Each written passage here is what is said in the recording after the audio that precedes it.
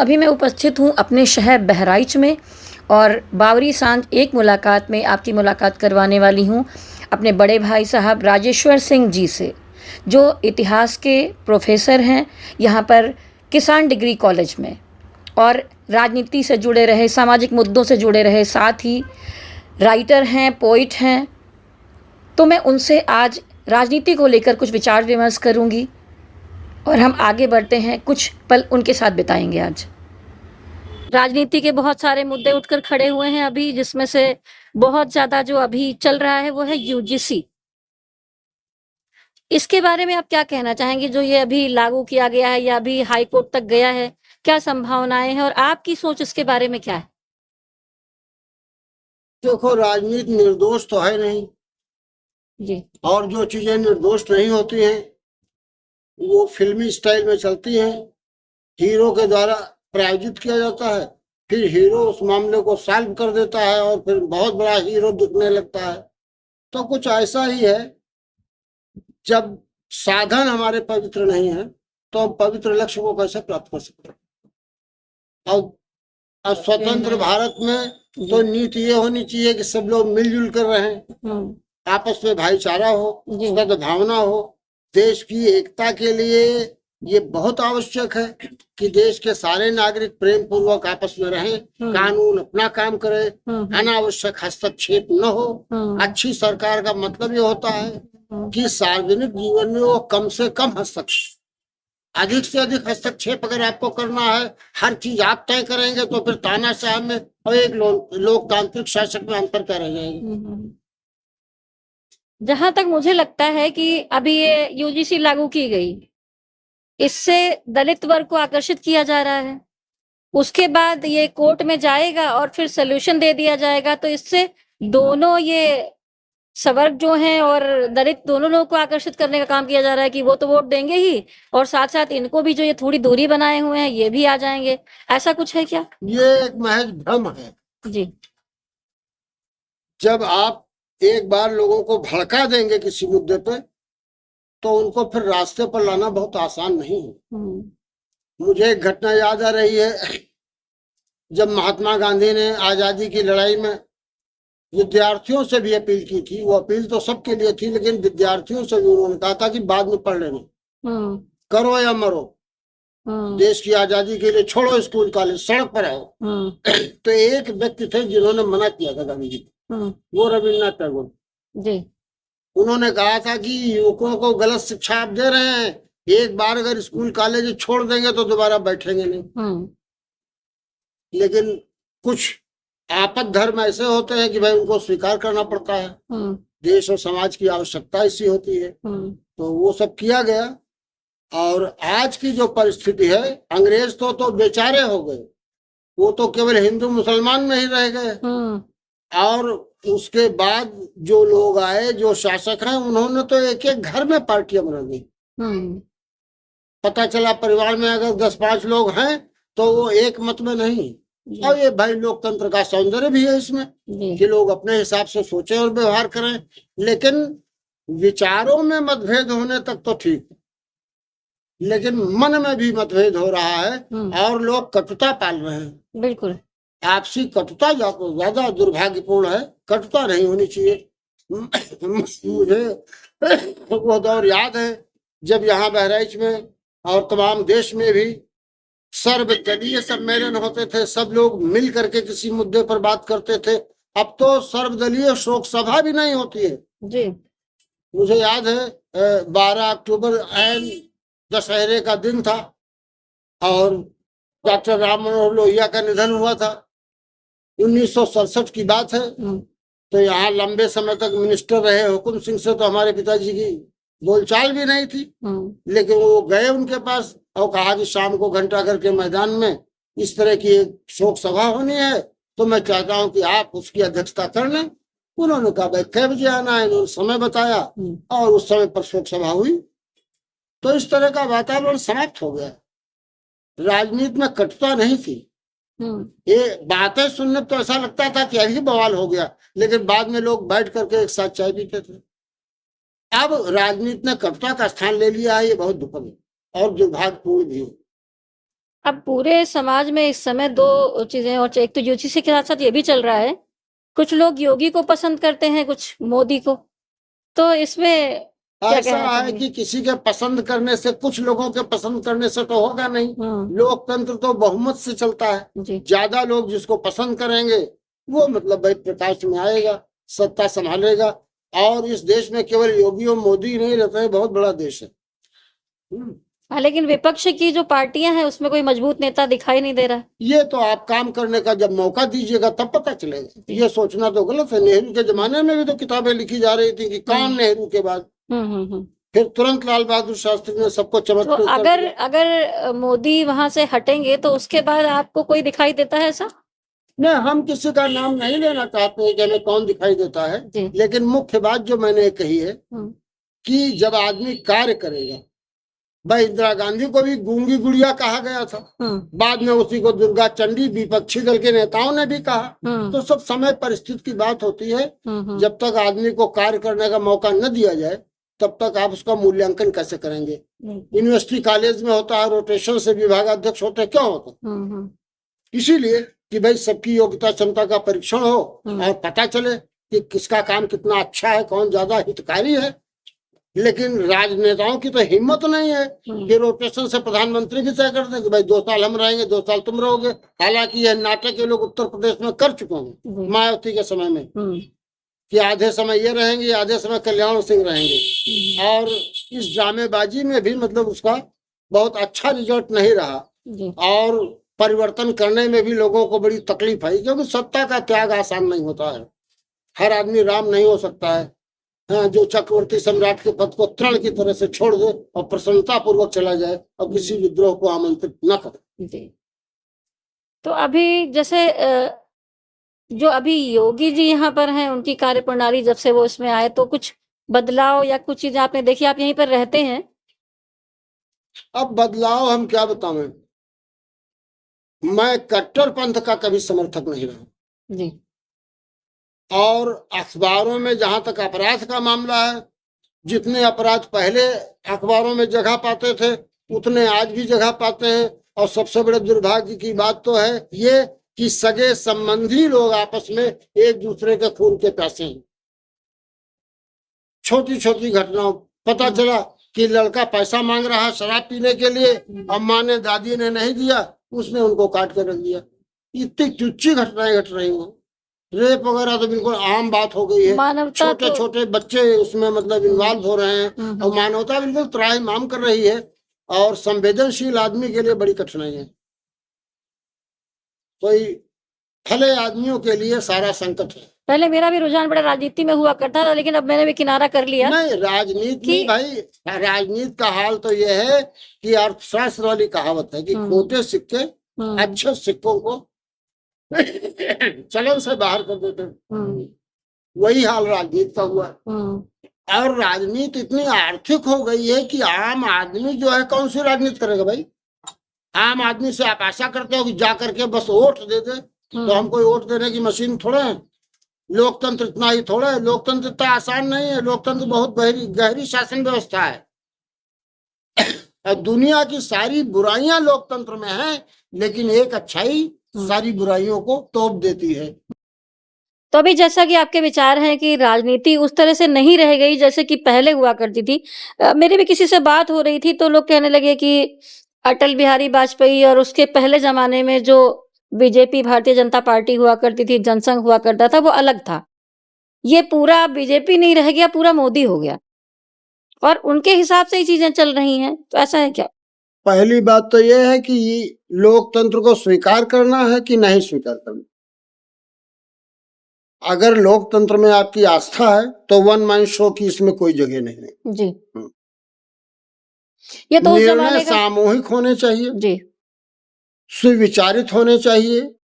राष्ट्रीय समस्याओं पर लोगों में मतभेद तो हो सकता है कि कार्यप्रणाली क्या अपनाई जाए, किंतु लोग एक साथ बैठ करके वार्ता क्यों नहीं कर सकता? तय करो, डिबेट करो तर्क के द्वारा। भाई तर्क के द्वारा आप किसी निर्दोष को फांसी पर चढ़ा सकते हैं और किसी ने अगर हत्या की है तो तर्क के आधार पर उसको आप बाइज्जत बरी भी कर सकते हैं। तो देश हित में आप तर्क के आधार पर और सुविधाओं के आधार पर सब लोग मिल बैठ करके कोई निर्णय क्यों नहीं ले सकते हैं? सर्वसम्मत निर्णय में कठिनाई होती है आमतौर पर, तो भाई बहुमत से चला जाता है, लेकिन बहुमत के नाम पर भी तानाशाही होती है जी।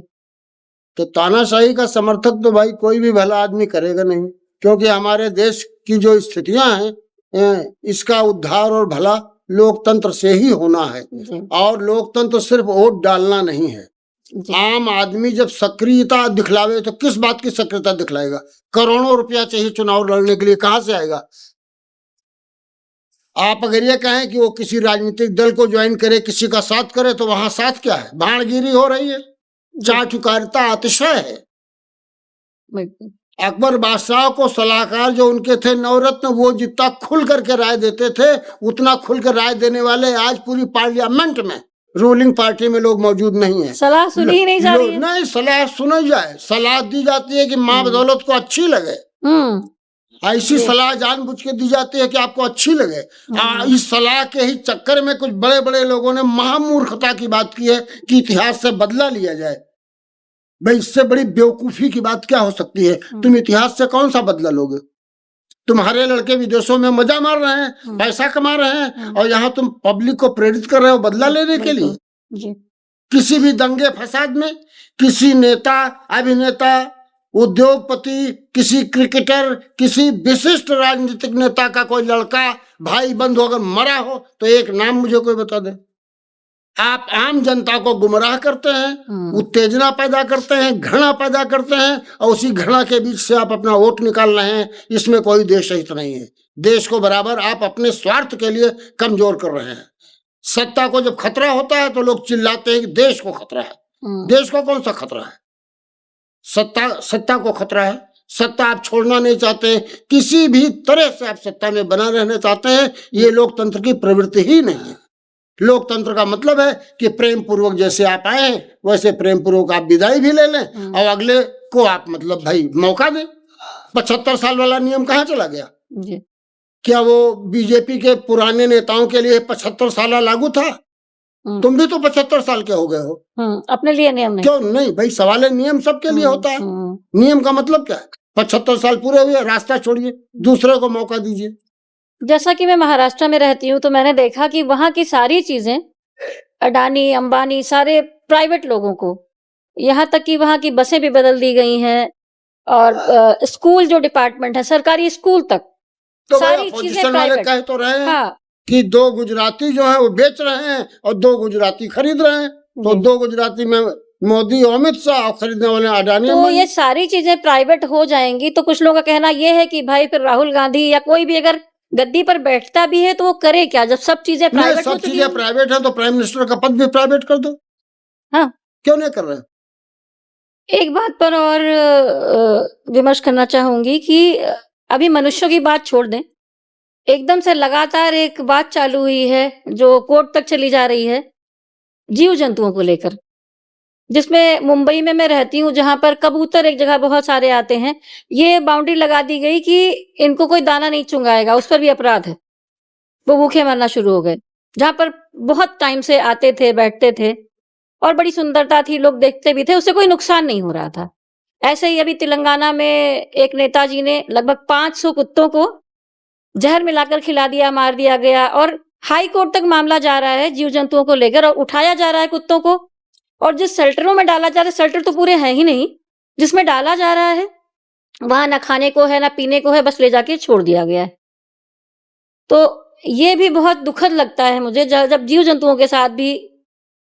निश्चित रूप से दुखद है, लेकिन जहां आदमी के जान की कोई कीमत नहीं है वहां पशुओं को बैठ करके हम कहां तक रोएंगे?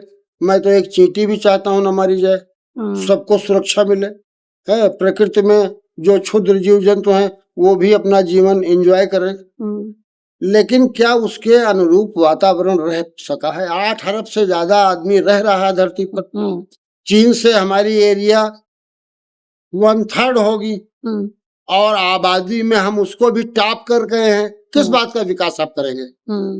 पहला विकास तो ये करना चाहिए था नहीं, ये भटकाव लाया जा रहा है, ना। मनुष्य के मुद्दों को हटाकर हाँ, जीव जंतुओं पर डाइवर्ट असली किया जा रहा मुद्दा है। ये है कि इस विशाल जनसंख्या के साथ हम कोई ग्रोथ नहीं कर सकते, ये बिल्कुल साफ बात है।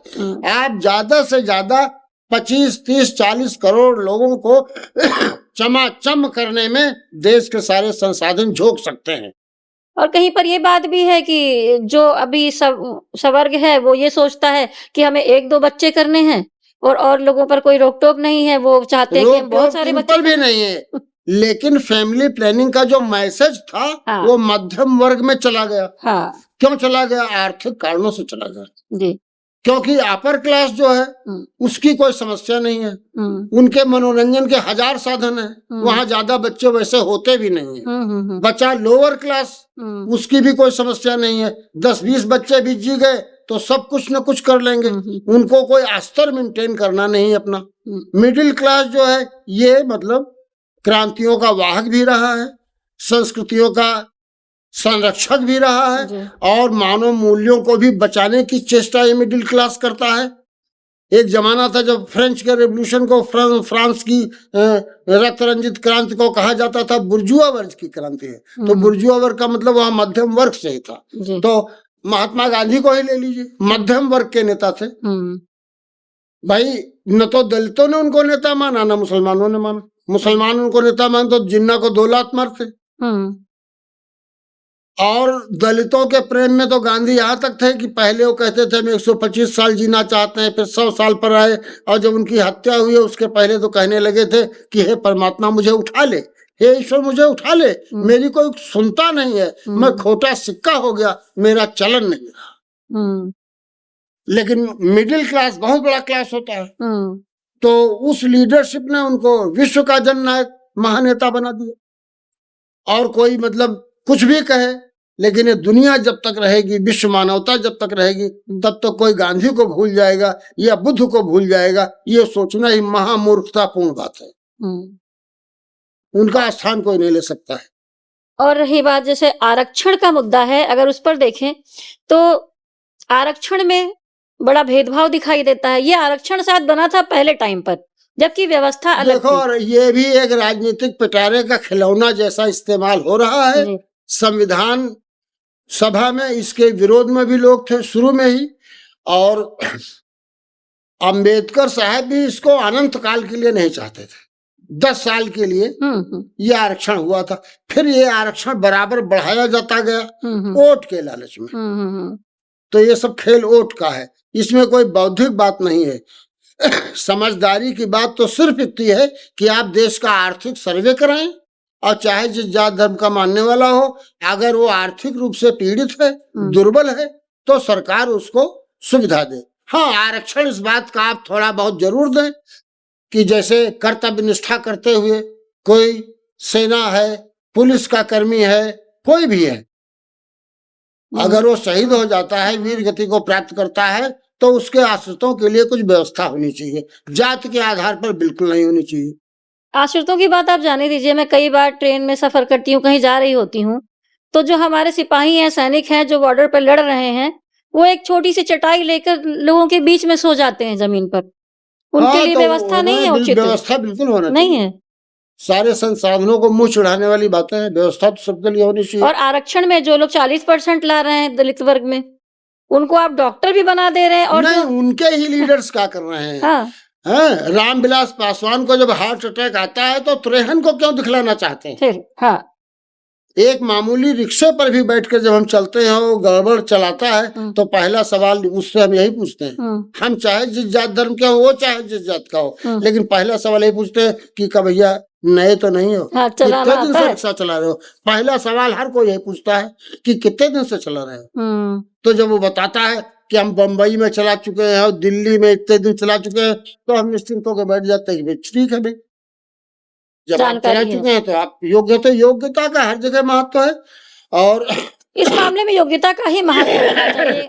कुछ फील्ड ऐसी हैं जहां पर अब जैसे चिकित्सा है, इंजीनियरिंग है, हवाई जहाज उड़ाना है, टेक्निकल मैकेनिकल लाइनें हैं, ये तो शुद्ध प्रतिभा के आधार पर ही होना बिल्कुल होनी चाहिए।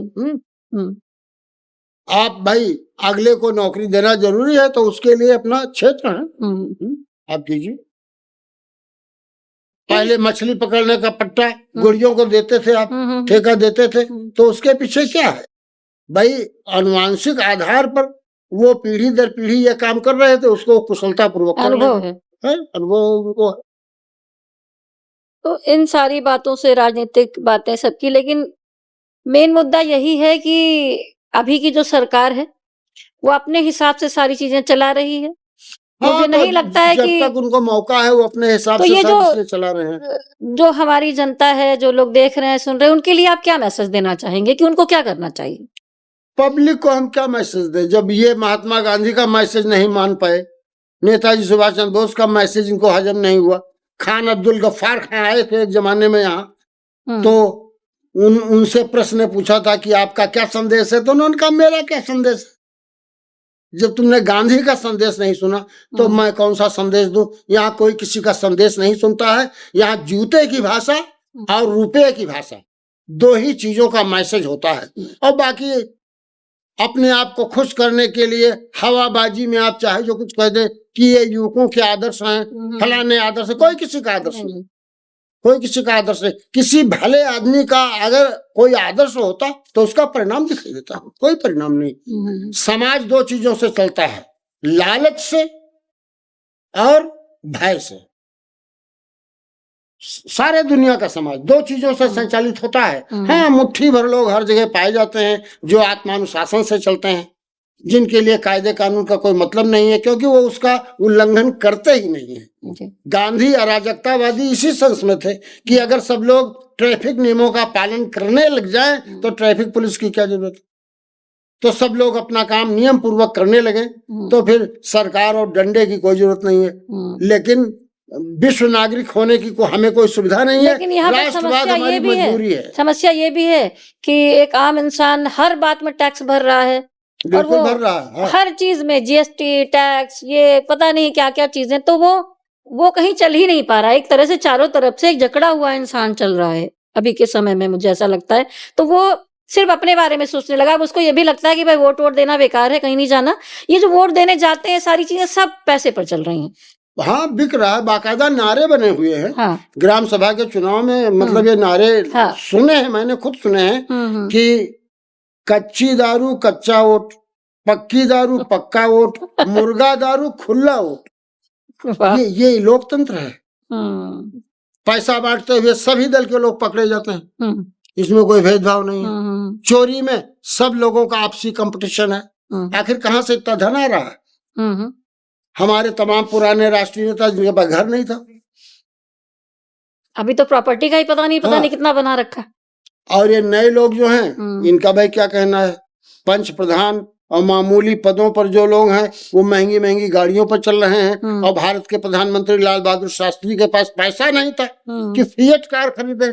उसमें फिएट कार का बड़ा मतलब, और तांगे पर चलता था प्रधानमंत्री का परिवार। जब वो पीएम हुए तो सारे परिवार ने प्रेशर बनाया, तो हुआ कि देखो भाई कितना पैसा है। तो उसमें भी 7-8 हजार रुपया कम पड़ा। 20-22 हजार की फिएट उस जमाने में आती थी, 7-8 हजार रुपया कुछ कम पड़ गया तो पंजाब नेशनल बैंक से उन्होंने कर्जा लिया, तब फिएट कार खरीदी गई। और थोड़े दिन बाद जब वो दिवंगत हो गए तो इंदिरा जी का फोन आया था ललिता जी के पास कि आप उसकी चिंता न कीजिएगा, सरकार उस कर्जे को भरेगी। तो ललिता जी ने कहा कि नहीं, ये उचित नहीं है, उस कर्जे को हम लोग परिवार के लोग ही भरेंगे, क्योंकि ये उनके आदर्शों के विरुद्ध है। तो अभी जीव जंतुओं की बात कर रही थी तो कुछ देर पहले कबूतर राष्ट्रपति भवन को बहुत गंधवाए हुए थे। तो एक योजना हुई कि भाई कबूतर यहाँ से पकड़ कर यहाँ दूर छोड़े जाए जंगल में। कबूतर पकड़े जाने लगे। राजेंद्र बाबू राष्ट्रपति थे, वो अपना कुर्सी पे बैठे थे, कबूतर पकड़े जा रहे थे। भाई एक कबूतर फड़फड़ा के आया, उनकी गोदी में गिर पड़ा। बड़ी जोर से चिल्लाए कि रहने दो, छोड़ दो, मत पकड़ो। शरणागत हो गया। अब उनके अंदर भारतीय संस्कृति के गहरे मूल्य थे, तो उनको लगा कि भाई ये शरणागत हो गया, इसको छोड़ो। अब तो अपने राजनीतिक स्वार्थ के लिए अगर कोई शरणागत हो तो उसको हम अपने पास रख सकते हैं, नहीं तो नहीं कर सकते।